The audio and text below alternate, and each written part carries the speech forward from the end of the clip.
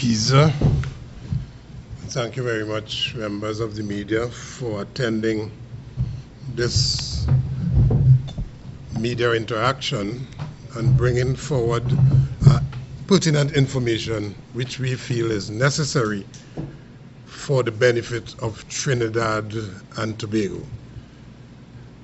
I want to crave your indulgence this morning to request that you exercise a bit of patience as we go through three critical areas of issues as we see it in the OWTU that needs urgent redress and attention and scrutiny.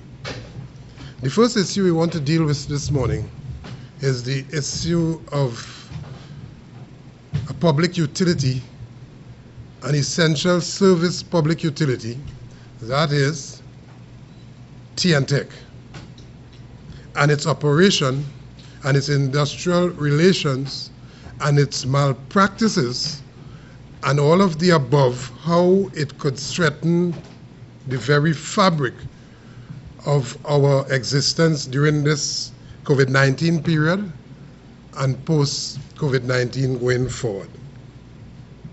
But more importantly, how the management of TNTEC seizes the opportunity in this crisis situation to implement measures that which they could not have implemented before. In other words,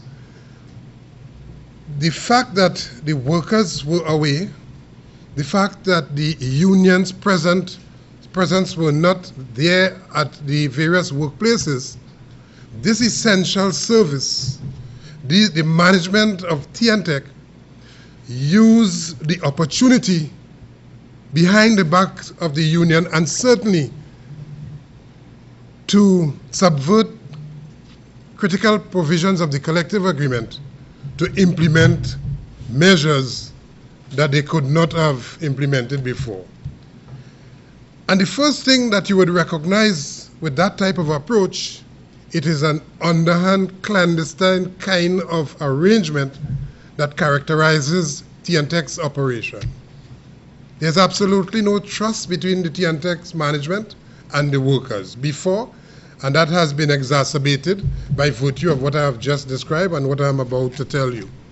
So they are making unilateral decisions, which decisions are going to impact terms and conditions of work of TNTEC's employees, which decisions ought to come after discussion and agreement with the recognized majority union, but they are just making willy-nilly unilateral decisions and implementing them with post-haste, as if to suggest they want to have those things in place when the workers return to work. But let's just also focus on their anxiousness to get the workers back to work. The union would have sat with the management of TNTEC on the direction of the Minister of Public Utilities. Now, it is a responsibility of both the board and the TNTEC management to meet in this crisis period.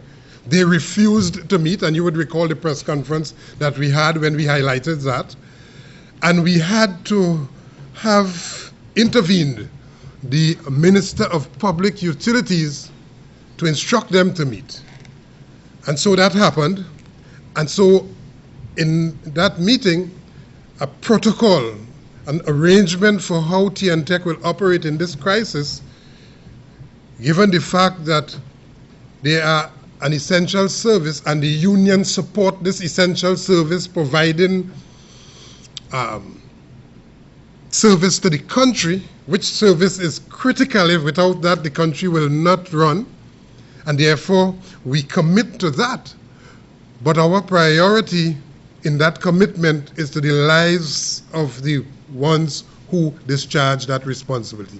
And they are the workers, the emergency crews, the technical people, the engineers and so on, the operators, those who go out on a daily basis, respond to trouble calls and emergency calls to make sure that we have a continuous and reliable supply of electricity, putting their lives at risk, going in the homes and in the jurisdiction of the general public, which they are not sure if they are observing social distancing and so on, and the protocol mandated by the Ministry of Health. They are not sure that the public, they go into from district to district, responding to these calls, doing their work diligently, but without the proper personal protective equipment, with faulty equipments and so on.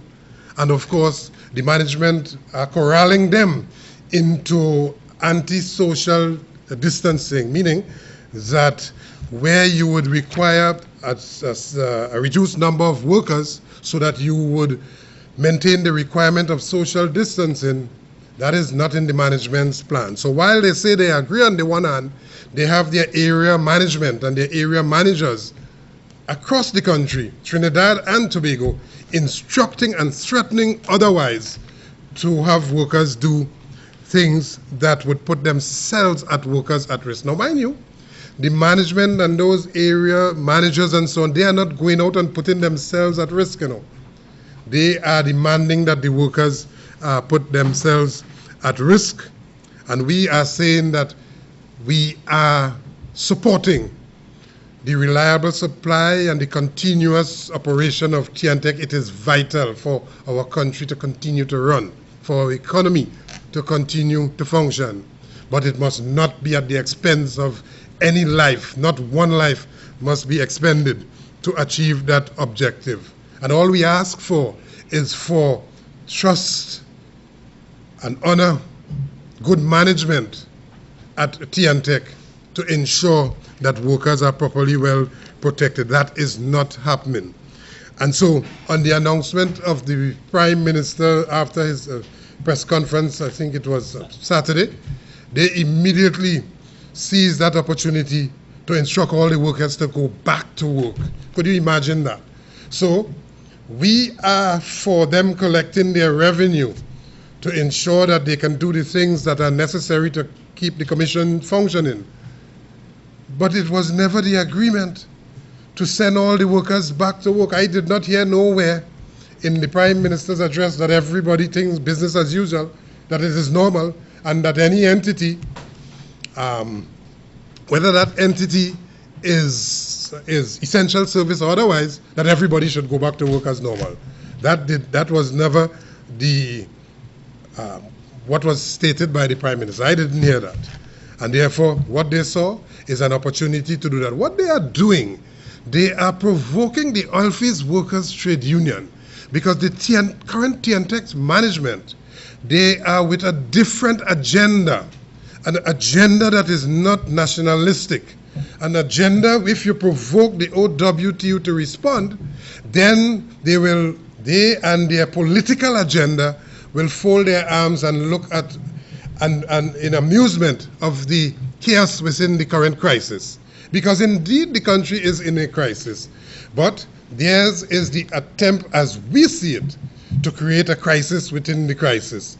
And therefore, they will have great political stock, great political benefit if we respond in a way in which they calculate that we will respond. But not just yet. TNTEC and Mr. Ramsuk, General Manager, and Ms. Cheeseman, not just yet.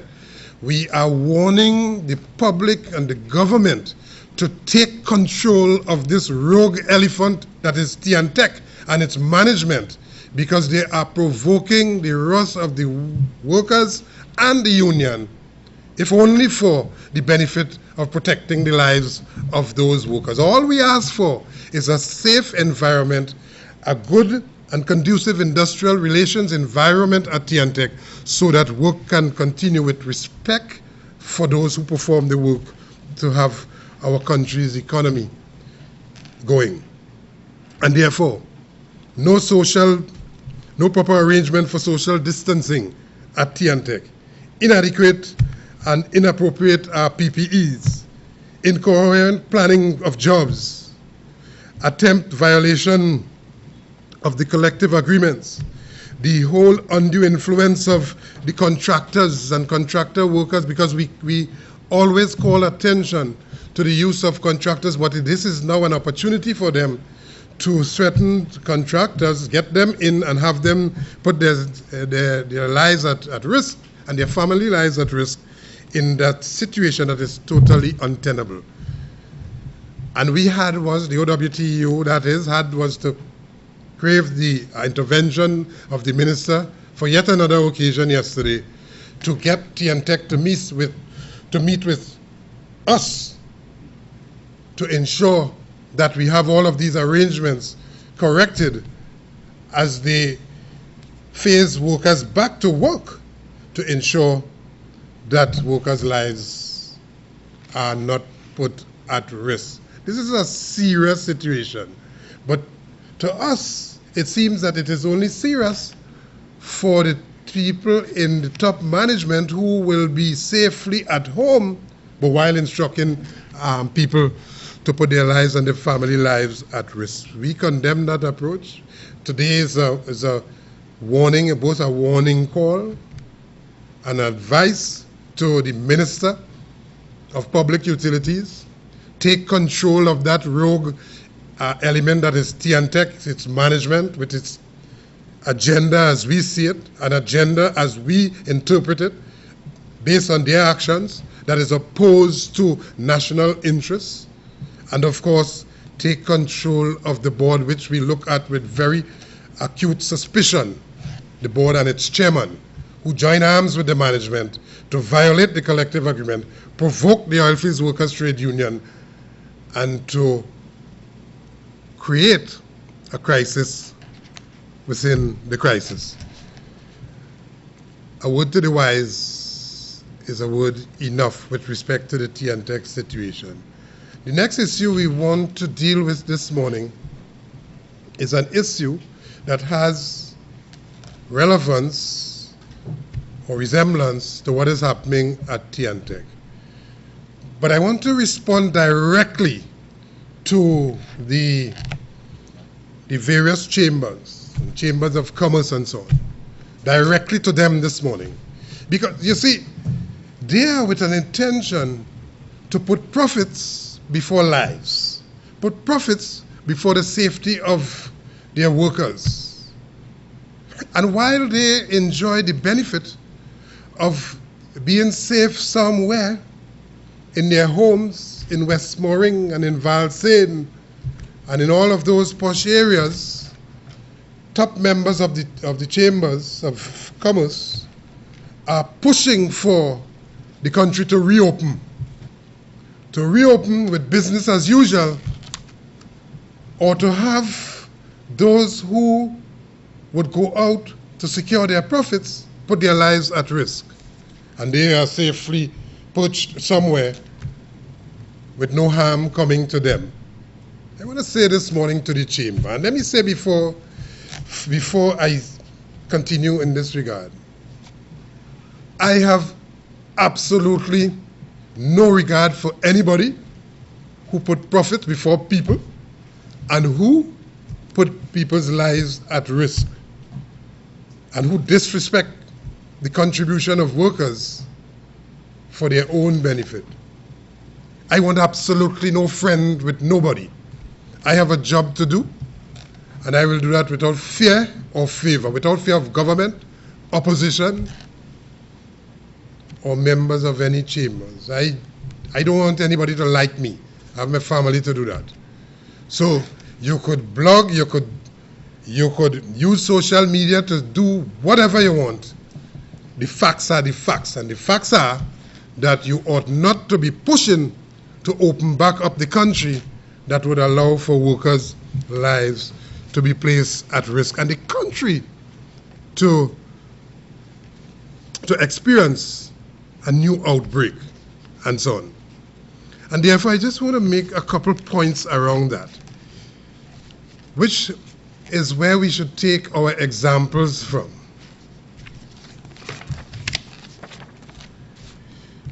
You have renewed outbreaks in South Korea, Germany, China, and where you had the epicenter of the outbreak in Wuhan in China, is now, you now have a turnaround. When they were boasting a couple of weeks ago that they had it under control, you have new incidents. You check it, check the information.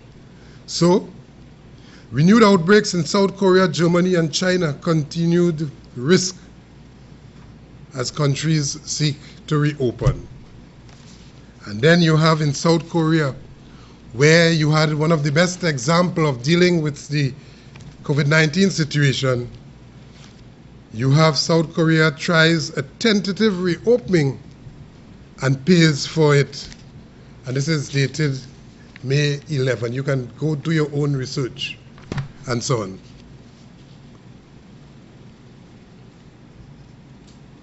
And you have here, after a new spurt of COVID-19 cases in Seoul, and with a second wave deemed inevitable, South Korea is bracing itself for this second wave. And that has to do with taking the chance of reopening. We have not done adequate testing and tracing in Trinidad and Tobago to know the true reality. So anybody, whether that body is the Chamber of Commerce or anybody, pushing for the government to open back up the country is recklessly irresponsible and aimed at putting the country in danger for the benefit of their own profits. And that alone, profits, profits, profits. That's all that they know. We condemn that approach. And we call on the government to be very cautious in your reopening back up of the country. We support a phased reopening of the country that would see us marry all of the reports, all of the testing reports, all of the tracing reports to get a true picture of the COVID-19 situation in the country before any question of reopening back up the country. And let's hope that we do not have to do other things to ensure that we protect the lives of those who they are placing at risk. Again, we condemn that action as reckless and irresponsible on the part of the Chamber, who has an opposite agenda to the safety and security and the lives and the welfare of our citizens. So you have the 1%, and you have the top owners of business and so on clamoring for the country to open up so that they can benefit. We condemn that approach this morning, and there's more that we will have to say on that as time unfolds. The other issue I want to deal with this morning is an issue that is near and dear to the heart of the Oilfields Workers Trade Union. Not only this leadership, but I dare say past leadership, and from the inception, the birth and development of this union.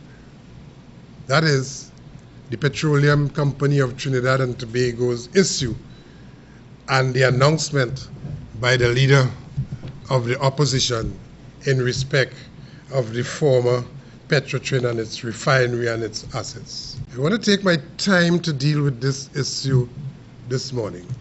And let me say from the onset that I have absolutely no regard for any UNC sycophant. In fact, what you have is not sycophants, you have chronicophants in those political parties, both of them.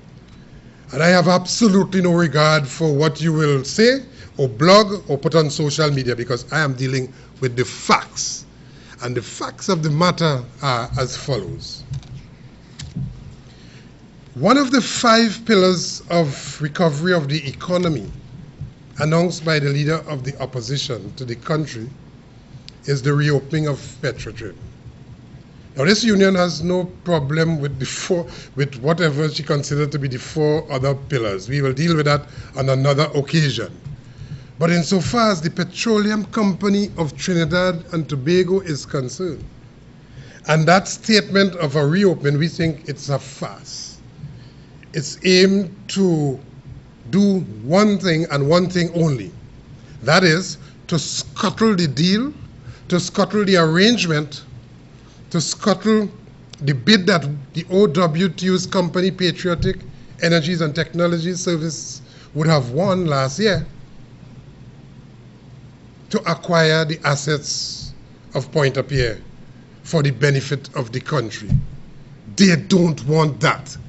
And let me remind you and her that it was the UNC that sent two persons, and we could recall those persons, two prominent UNC members to the courts to stop Patriotic Energies and Technology Services from acquiring those assets, which acquisition would see workers going back to work, would see the economy recovering, would see that entity making its contribution to national development, would see that entity paying royalties and taxes and so on, will see the country earning foreign exchange, but which entity under Patriotic Energies and Technologies and Services Limited will be void of the political interference from any party.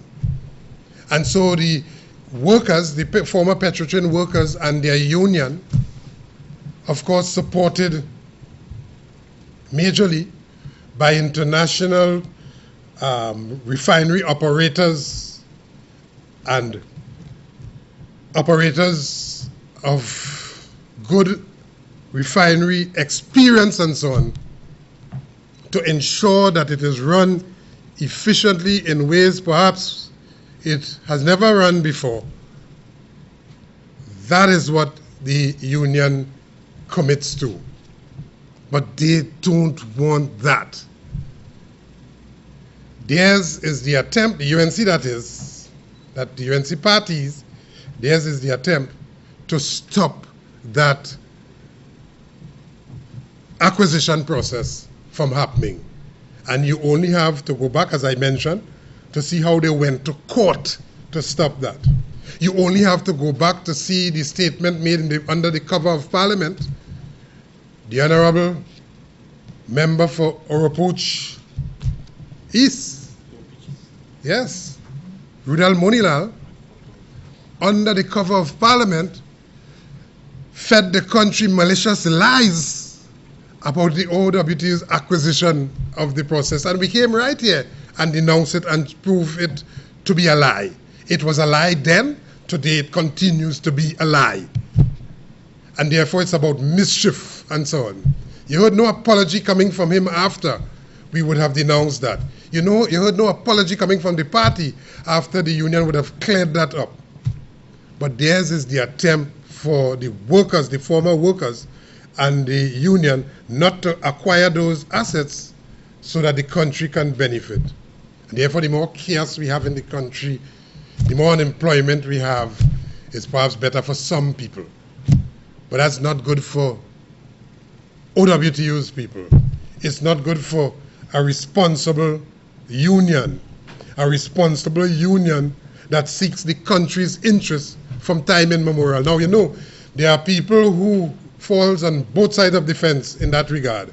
When we seek the country's interests and they are in government like this one, they vex with us and they condemn us. But when we seek the country's interests and it falls beneficial to them in their garden and they're in opposition, they like us for that. So they would have preferred the OWTU, the UNC that is, their plan was for the OWTU to lose the bid. And once we lose the bid, there will be chaos because OWTU was not going to take that easy.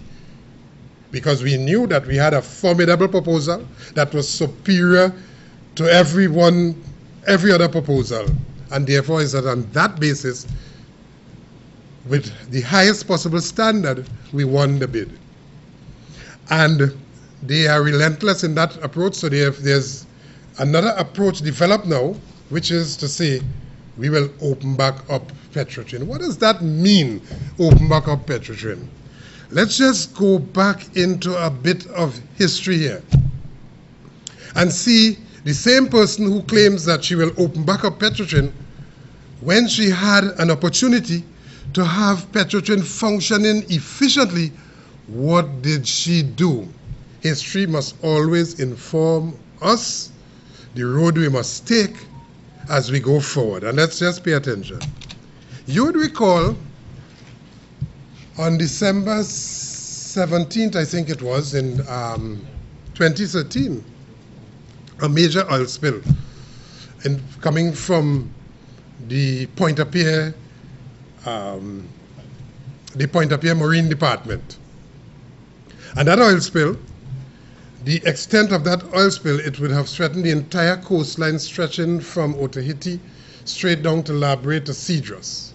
You'd also recall the union's response to that, that we were saying then that the company, supported by its board, 2014, by its 2013, supported by its board, supported by its Minister of Energy, who prides himself as an armchair expert now, but minister at that time, you would recall the OWTU saying the oil spill, the rupture of that sea line on that occasion was inevitable because the management were not listening to what the union was saying, that the board were not listening to what the union was saying, that the Kamla Prasad's predecessor, Minister of Energy, was not listening to what the union was saying.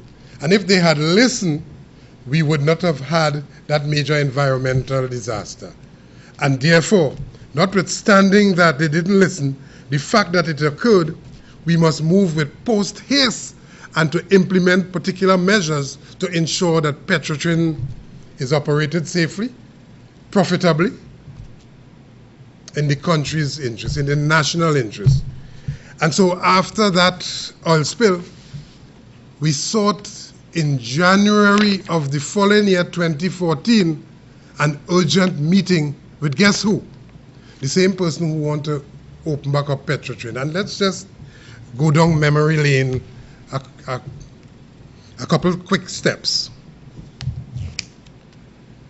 And the letter is entitled, and it is directed to the Honorable Prime Minister. This letter came as a decision, after a decision taken by the General Council of the Union discussing the issue, and the General Council mandated the Executive and the President General to deliver a letter requesting an urgent meeting with the Prime Minister to deal with the Petrotrin situation. Such was the importance of that. But the General Council also mandated some 200-300 employees to accompany the union to deliver this letter. So not only, this letter was not posted, it was hand-delivered, accompanied by hundreds of Petrotrin employees going to the same then Prime Minister, requesting an urgent meeting to deal with what? Crisis at the Petroleum Company of Trinidad and Tobago. This letter to the then Prime Minister. Let me tell you how that went. I want to just read just a couple of the salient paragraphs for you. Honorable Kamla Prasad Bisesa, Prime Minister of the Republic of Trinidad and Tobago, Office of the Prime Minister, St. Clair, Port of Spain. Dear Honorable Prime Minister, Crisis at the Petroleum Company of Trinidad and Tobago. I write to you with the greatest sense of urgency and grave concern for the current crisis at the Petroleum Company of Trinidad and Tobago Limited, Petrotrin. You no doubt are aware that as a major state enterprise, Petrotrin accounts for a large portion of the country's revenue. It is therefore imperative that the issues which are currently plaguing our national oil company be urgently addressed as a matter of national interest. The union writing. Since December 17th, 2013, that's just the previous year, Petrotrin has been directly involved in one of the worst environmental disasters the country has experienced. We went on to describe it. But let me read another one of the important paragraphs here. In fact, we write in there, Prime Minister, in fact, 2 years ago, the union made presentations to the board of Petrotrin, that's a UNC board, appointed by the then Prime Minister, Kamla Prasad Bisesa, the energy minister, that's the UNC's energy minister, appointed by then Prime Minister, Kamla Prasad Bisesa, and his technical team from the ministry, all UNCs appointed.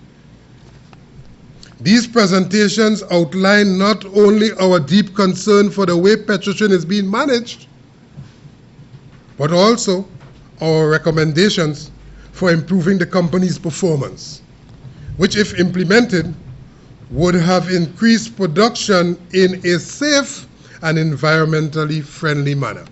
That's the union telling the Prime Minister in the letter of request for that meeting. I go on. It is now abundantly clear that a major competency deficit exists at the management of Petrotrin. This has resulted in not only significant financial losses to the economy, but also irreparable environmental damage with devastating impact on the lives and livelihood of the residents of La Brea, the fisher folk, and communities along the southwestern coastline. I go on again, another paragraph. Further, it is our respectful view that in order to make Petrotrin a profitable, safe, and environmentally friendly state enterprise, these matters must be urgently addressed.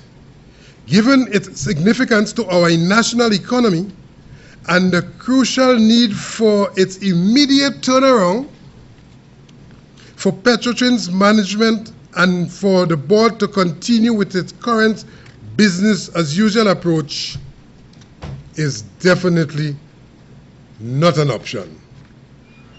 And then we went on to say, in this regard, and in the view of the OWTU's commitment to national interest, we are compelled to request an urgent meeting with your good self at a date convenient to you to discuss a clear way forward in the interest of the stakeholders.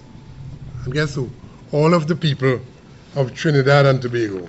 Now, you would think that as a Prime Minister, the importance of that state enterprise coming after what occurred just a couple of weeks ago, because it was December 17th, the year before, she would have jumped on this. That didn't happen. We didn't get an acknowledgement of this. The union did not get an acknowledgement of this, nor any sort of request to meet. Well, only come, let me hear what happened. Even if you want to mama guide the union, let's just hear what happened, because you know, there could be some important things that we miss inside of there. That is the same person that today don't want the OWTU's company, which was incorporated in December of 2018, the Patriotic Energies and Technology Services Limited. That is the same person that do not want the workers to own and operate in the interest of Trinidad and Tobago, for the workers to get jobs, for the workers to work safely. That's the same person that is mama guying the country by saying, give me a chance, I want to open back up Petrotrin. But here's how they want to open back up Petrotrin.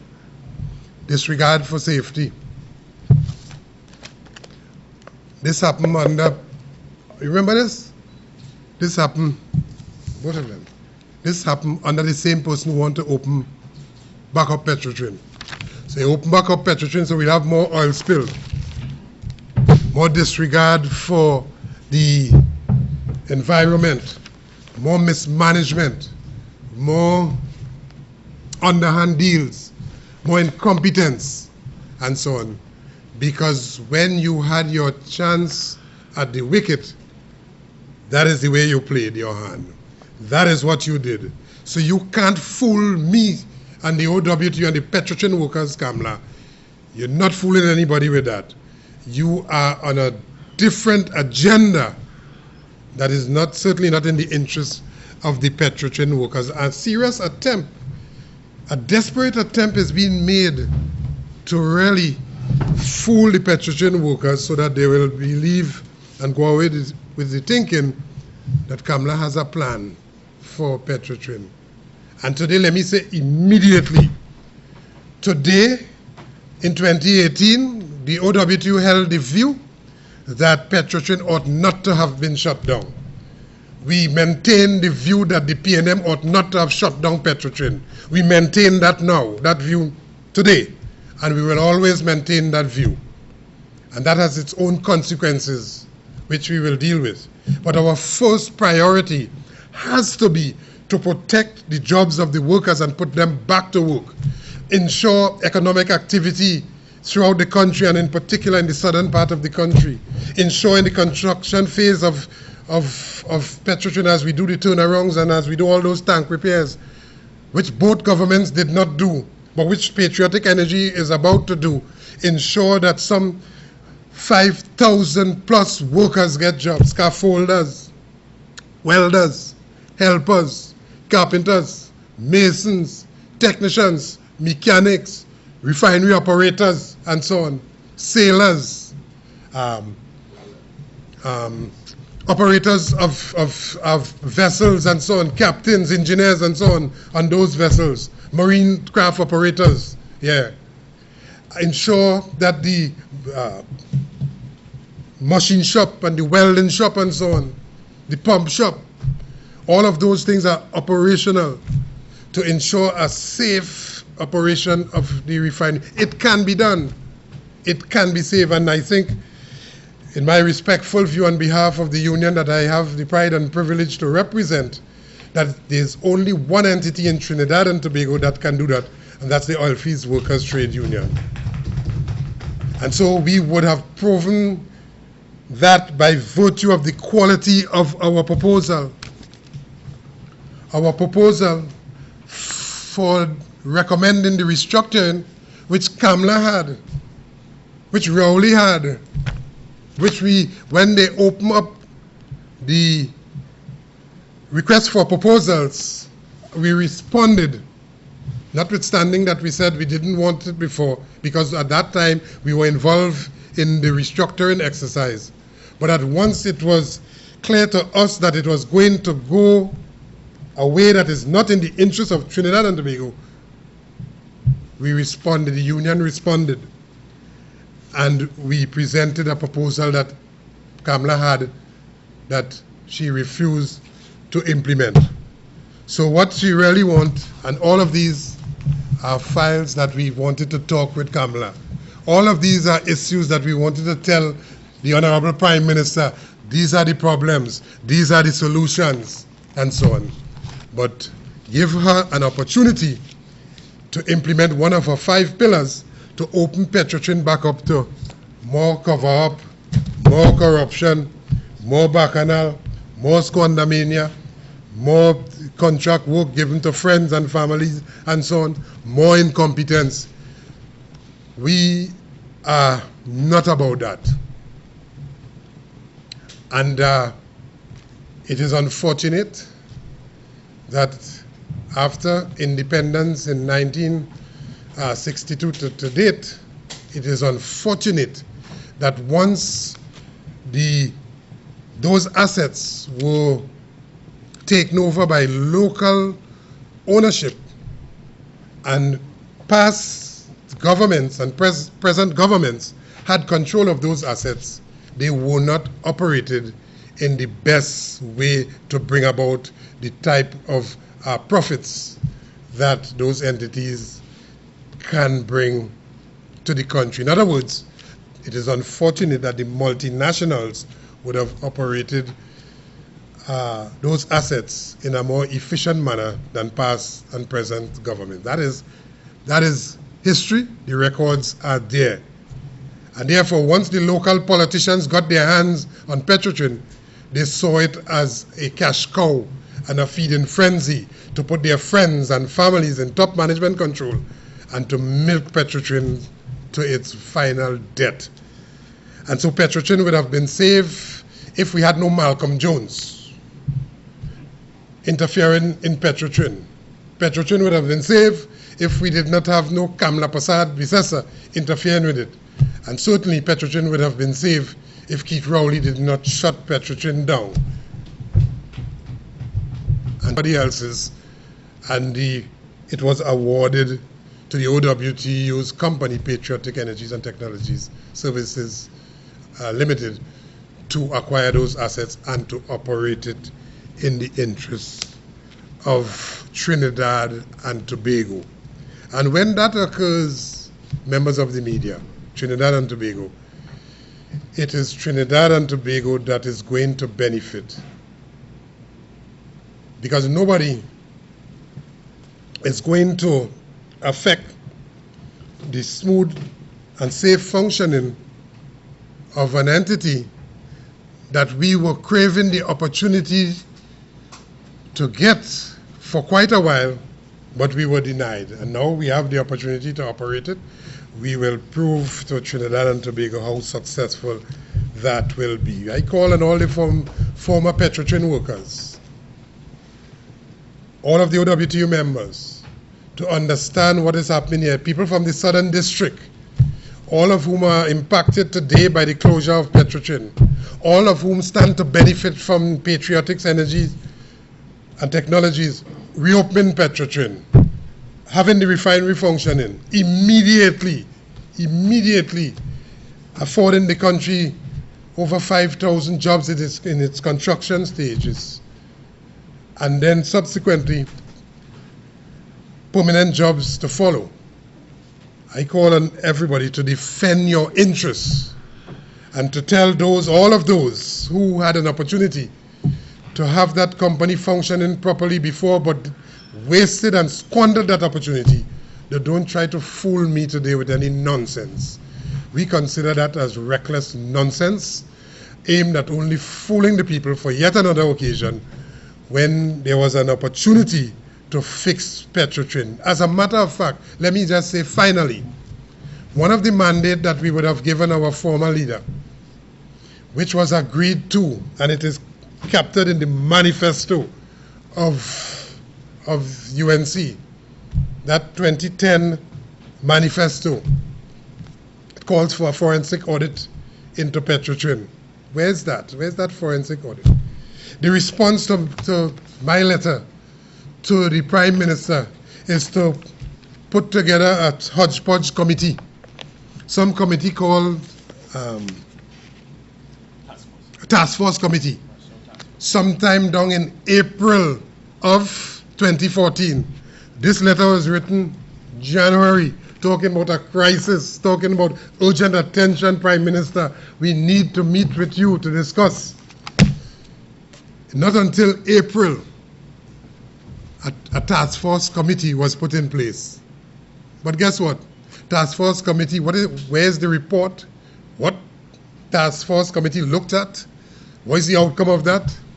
Absolutely nothing. Petrotrin continued to go downhill under Kamla.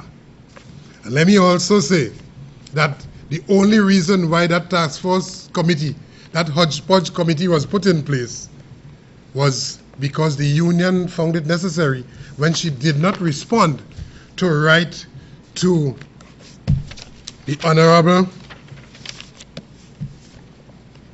Leader of the Opposition then. Same thing we did with her recently.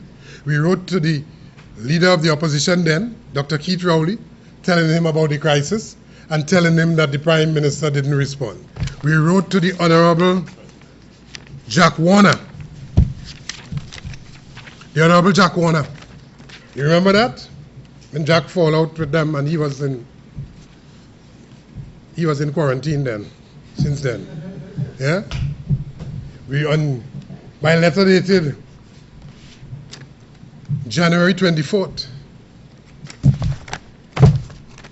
We wrote to Prime Minister on the 15th. My letter dated January 24th. We wrote to the Honorable Jack Warner telling him, among other things, that in spite of the critical nature of these issues, coupled with the fact that it is national interest, the Prime Minister bluntly refused to respond. we made this public. We wrote to him, we made this public. We wrote to the President of the Republic then, the Honorable powers that I have, His Excellency Anthony Thomas Aquinas Carmona, President of the Republic of Trinidad and Tobago, Their Excellency, re-crisis at the Petroleum Company of Trinidad and Tobago, calling on him to intervene where the Prime Minister failed. All of this would not have been required had the Prime Minister then, the same person who wanted to reopen Petrotrin, ask her what she's going to do when she reopen Petrotrin. Just ask her that. What do you mean by that? Reopen Petrotrin. There's a switch you flick on and Petrotrin open a door, you just open and Petrotrin start back up. Ask her what is involved in reopening Petrotrin. Ask her what involved in years of neglect that took place at Petrotrin. You ask her those questions. And you will be left wanting for a number of answers. It sounds fanciful, but it's aimed to fool the people. The point I wish to have resonated here and to end with is that the same person who today is attempting to use the Petrotrin workers for yet another occasion, all politicians use them. This one want to use them for yet another occasion is promising to reopen Petrotrin, when that same person had an opportunity to ensure that Petrotrin run efficiently in ways that would ensure that it would not have nobody would even think about closing it. All right. So that is the case that after complaining to opposition leader then, Member of Parliament on the backbenches, Jack Warner then, quarantine man then, President of the Republic of Trinidad and Tobago, she then set up this task force. Which task force? We're not sure where that task force went. What did they do? Where's the report that they produced? But what we are certain about is that we had no interaction. We had no interaction with the Prime Minister, and that there was no impact on the performance of Petrotrin under Kamla Prasad, the Honorable Leader of the Opposition of the Republic of Trinidad and Tobago. There's quite a lot more that we have to say on this issue and a number of other issues, but we want to have a proper digestion and so on. So we'll give you it in installments. Thank you very much.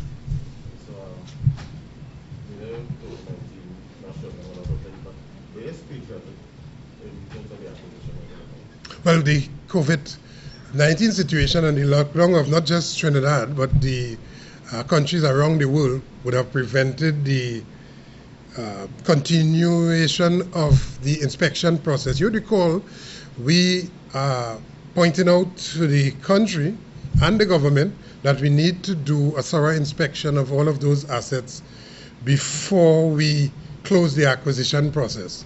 And therefore, after making that public, they would have commissioned a team to work with us. We had coming into the country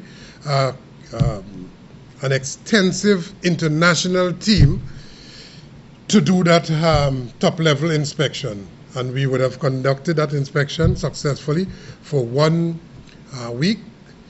And so we would have generated a report to them telling them that, yes, at this point in time, we are comfortable with most of the things that we would have seen, and requested certain additional information around that. But the point I wish to make in response to your question is that coming on the heels of that activity, it was the intensity around the COVID-19 situation and the subsequent lockdown of all of the countries around the world. And therefore, to come in and to complete that process, that has been stymied a bit. Notwithstanding that, we feel comfortable that we can, based on what we have seen, that we can conclude the acquisition process. the union is comfortable that we can conclude the process. And therefore, we are urging and requesting that in the meantime, because time is of essence, that a significant amount of paperwork and documentation and legal work and so on that pertains to acquisition process of this nature can be done. In other words, preparatory work that does not require those who would come in, those things can be done. And that is what we are requesting to take place in the meantime. But generally, we feel confident, two things, that had we not had the COVID-19 situation, we would have completed that acquisition process in total to date. But nevertheless, we still feel confident. Indeed, we are with absolute confidence that once we have the opportunity, we can crunch all of those time frames because of the work that would have been done before, complete the acquisition process, and move on to the stage of repairs and turnaround and so on, to have within the shortest possible time frame the type of restart so that the country can benefit. Let's just always tie this to the benefit of the country, and you would see, like you have never seen before, total local ownership of those assets, but in the name of the people, but operated differently to how it was operated by the politicians that went by, but in the interests of Trinidad and Tobago. Jobs not for the boys, but lucrative jobs, safe jobs, viable jobs for the people. Given what you're saying, do you think it will be possible before the end of 2020 to have that free, that whole works that? Well, yeah. Given what you're seeing happening with COVID-19 and how the country is progressing? Yeah. Well, we are hopeful that once we have a blow over of all of this, of course, we want to make sure that we don't hasten the process, because you observe what I said before. There are those who are calling for the country to open up. We want to have this acquisition process completed post-haste, but we wouldn't be reckless to say because we want the acquisition process to open up the country. No, we're not doing that. We are operating with due diligence and caution notwithstanding. And once that has been completed and we feel safe enough to have a phase opening, a phase reopening and so on, phase return to normal activities, we can then begin to do the things that are first necessary to get that process going. We are in the month of May. It is not possible to have a restart of that operation, given the extensive work that has to be done. It is not possible to have a restart of that operation before year's end. But what will happen, I can assure you, is that major economic activity will be generated, because while the refinery will not be completed with all the turnarounds and so on, while it will not be able to restart, what will start before the end of the year is the repairs and the turnaround and so on. So in other words, repairs to all of those tanks, because those tanks are in a state. Repairs to lines and so on, trunk lines and so on, transmission lines. Repairs to infrastructure, those which were neglected under all of the governments. And of course, repairs to the various plants and so on, doing all of the turnarounds to ensure complete reliability, so that when we start up, those plants will be able to run efficiently and give the country what the country deserves. Is it that those administrative staff who the union agreed that was in the initial meeting that would be sent home? Is it that TNTech over the weekend decided or issued letters saying that you will have to? That's correct. They called them out directly from by phone. Yes, they called them out. And so we would have agreed that, listen, you need, in the TNTech situation, there's a particular requirement in particular areas. And so we would have facilitated that. But notwithstanding if there were specific areas based on the nature of the job that would have people in close proximity, compromising the social distancing protocol, we would have had a more appropriate approach. In other words, reduce the numbers to ensure that the operation continues, but that people's lives are placed at the center. Let me just make one point here. The world now recognizes that without workers, there is no world. There is no country, great or small, none, unless you have workers working, workers at the various night shifts, morning shifts, evening shifts, around the clock to keep the various economies going. The world now recognizes the frontline workers as for their importance and so on. But the world, the same world, including Trinidad and Tobago, various governments across the board, neglected, disregarded, disrespected those workers. The sanitation workers, we now recognize how important they are. Prior to that, prior to this arrangement, people would frown on the sanitation workers when they asked for better terms and conditions, when they asked for better pay. People frowned on them as just sanitation workers. But everybody in their houses now, if you didn't get your garbage out, you see what is going to happen to you, because you're staying home now, you're locked down, and you will be locked down with your garbage if you didn't have sanitation workers. Yeah? The tea and tech workers. The tea and tech workers, which underpins almost every aspect of the country's economy. Because if you don't have tea and tech workers, you can't have the pumps for water to pump water throughout the country. If you don't have the tea and tech workers and the power gen workers generating and distributing electricity, the nursing homes and the hospitals would have no, what? Electricity for the functioning of all of their equipment. The parliament will have no electricity. Goodness gracious me, both Prime Minister House and opposition leaders' house would have no electricity. So those who are most important are treated with least respect, and that we find to be very, very disrespectful. And therefore, what we always call for, first and foremost, is respect for the labor movement, respect for workers, and to give them the priority that they deserve, without whom you have absolutely nothing happening at all. Without the farmers, without those very workers who place themselves at risk after working day and evening shift. I'm talking about the same KFC workers. People lining up toe to toe, a 100-mile long line for KFC, as if the KFC is a cure for COVID. Yeah? That's the latest cure for COVID, so people lining up for that. But it is workers. It is workers who place themselves at risk.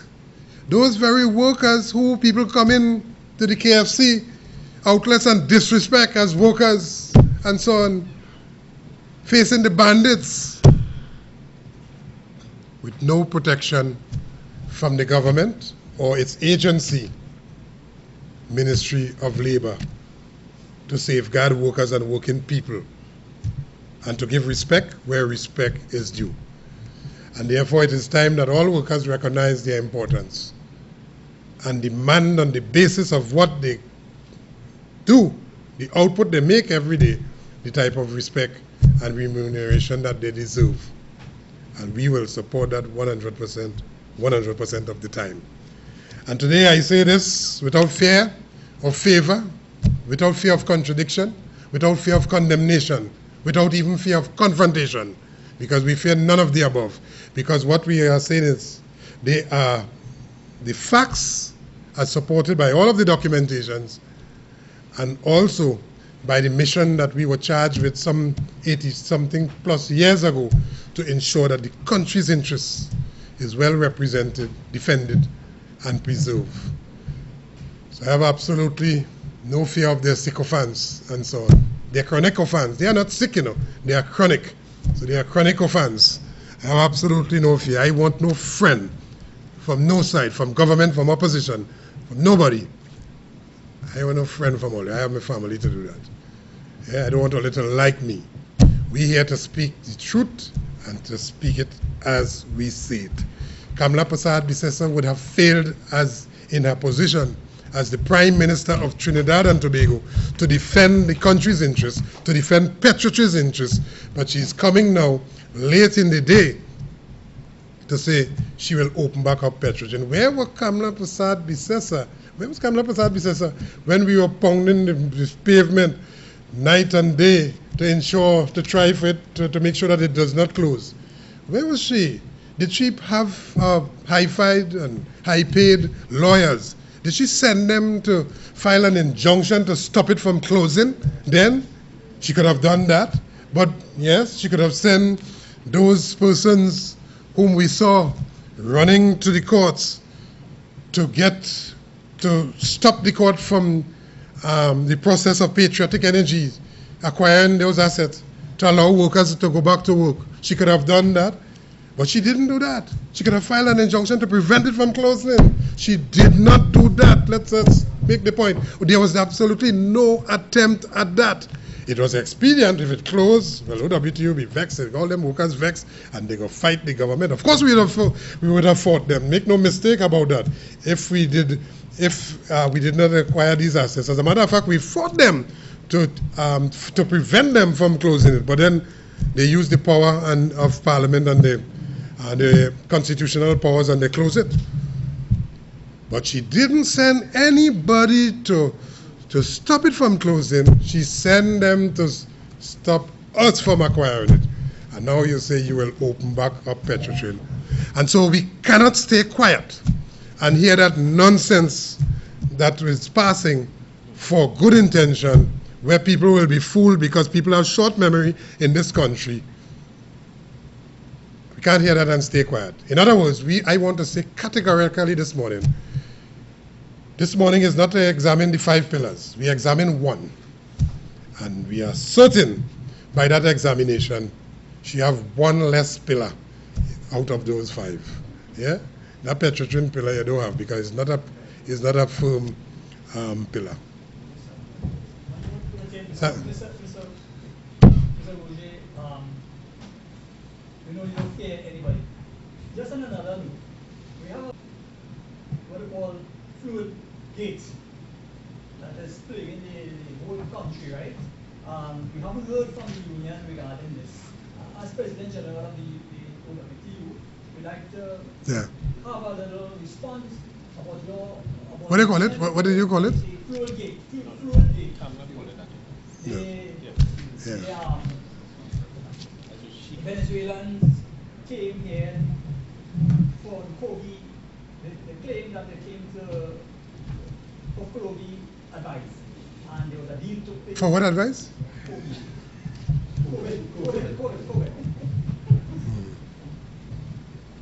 And there was a big deal to place with fluid. All right. Let me just help you because you seem to be struggling there. Yeah, let me just help you. You seem to be struggling there. Yeah. All right. So, it's Paria you're talking about. I today as President General can't speak on behalf of Paria, but I can say categorically that if Paria enter into any arrangement, which arrangement has to do with Venezuela, that arrangement is wrong and should be condemned if they knowingly enter into that arrangement. If Prime Minister or ministers of government enter into those arrangements, which arrangements will put the country at risk with respect to sanctions from the United States government, if they do that knowingly or if they do it at all, we condemn that approach. But I also hasten to say, anybody who beckons the US government to come take a look and make sure that you impose sanction upon Trinidad and Tobago, which will bring about pain and suffering to the people of Trinidad and Tobago. Now, both wrong, both if it was done by the government and its Prime Minister, and of course, beckoning Donald Trump. in case you're busy up there, take a look here and impose some sanction on Trinidad and Tobago. And therefore, once you impose that sanction on Trinidad and Tobago, it will be only economic ashes, and we will rule from the ashes coming forward. I think that too is wrong. I have absolutely no problem with us raising our matters internally, raising matters in the nation's parliament, writing to the government, pointing out the errant of the part of the government, the mistakes that they make, or whatever actions that would compromise the interests of Trinidad and Tobago. I have absolutely no problem, because we are a sovereign state. And therefore, we deal with, this is what 62 was about. We deal with our business internally. And therefore, my position is that it was wrong to go begging, or for the world, holding up for the world to see, begging the world to come and impose sanction, or to come take a look, and the consequence of that could be sanctions on Trinidad and Tobago. I think that too put the country at risk, at serious, serious risk. So that is why we say there's only one entity that really looks after this Trinidad and Tobago. It's not opposition, not government. It is the Oilfields Workers Trade Union and the trade union movement. A more proper and sober and cunning approach would have been required to deal with such a situation. Deal with such a situation ad nauseum in its entirety internally.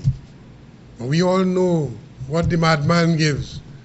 And calling on the madman to come and take a look by virtue, because that's the natural consequence for the madman to take a look and to impose sanctions on Trinidad and Tobago. That could be the consequence of an action and a reaction like that. Yeah? I bet he wasn't looking for that answer. Yeah. All right. One other thing, when you first talked about acquiring the refund, or give a time frame of how soon you needed to get acquired the refund because of the works that the department and maintenance. Yes. Right? Now we're in 2020. Yes. How much longer can the refinery stay shut down? Yeah. So it's no longer viable. Yes, and that is the point we were making from inception, that one, it ought not to be shut down. Two, that the fact that it had been shut down, that we really need to, post haste, get those assets back up. Now, the longer it stays down is the more extensive the repairs that we will have to do. And that is why it's unfortunate that COVID-19 intercepted the process, the acquisition process, and therefore pushed back the restart of the refinery, because it also pushed back the repairs and the maintenance and the repairs of the tanks and the turnaround and so on, which has to take place before. And that would take place, that would take almost 1 year to do. Yeah? But once that occurs, we are confident that those assets can be operated efficiently and safely and so on. In the inspection process, we would have seen quite a number of things. I'm not now going to reveal for specific reasons a detailed report as to what we saw, but we were comfortable enough based on what we saw to have the process closed and to have the repairs started and so on.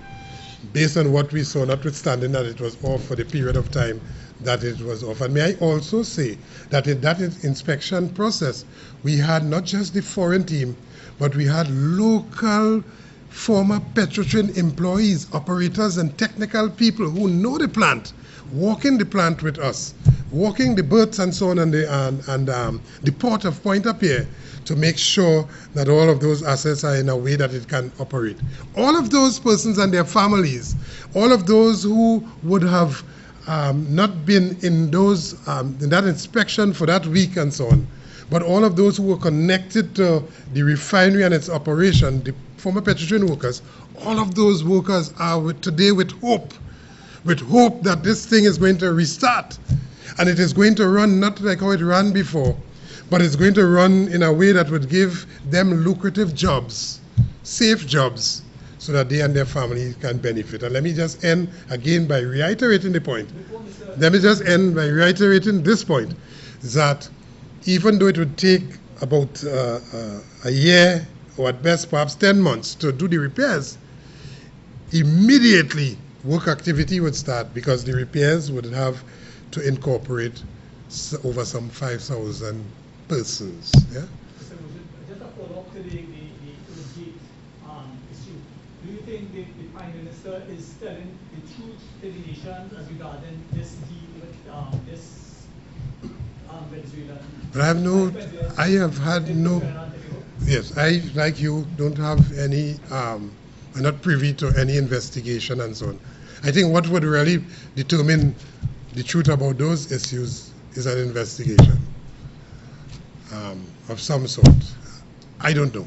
I can't comment on that because I don't have a report of that nature before me this morning. What I saw is a call for making public to the world to see, listen, something wrong here, US, come and check it out.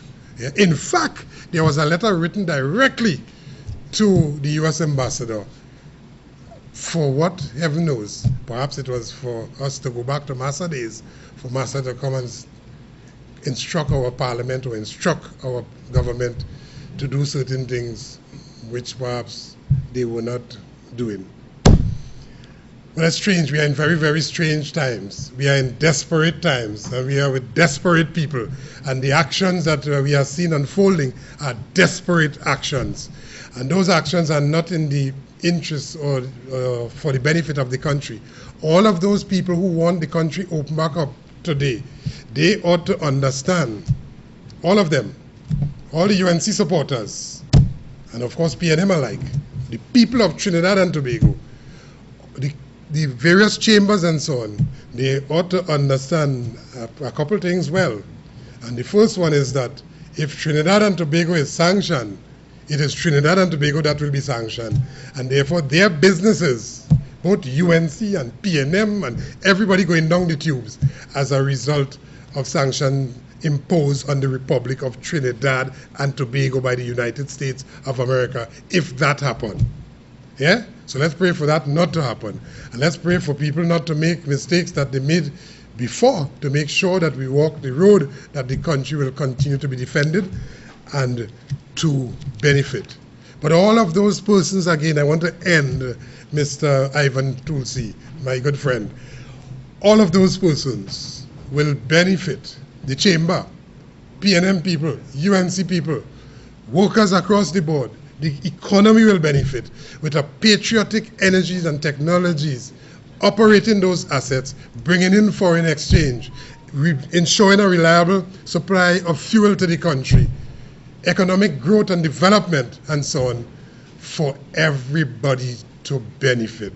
I want to end right there and thank you all very much for once again risking your lives to come out to cover this very important media conference, and hope that your editors don't slice and dice and so on and take away the essential and salient point that was made here this morning. Thank you very much.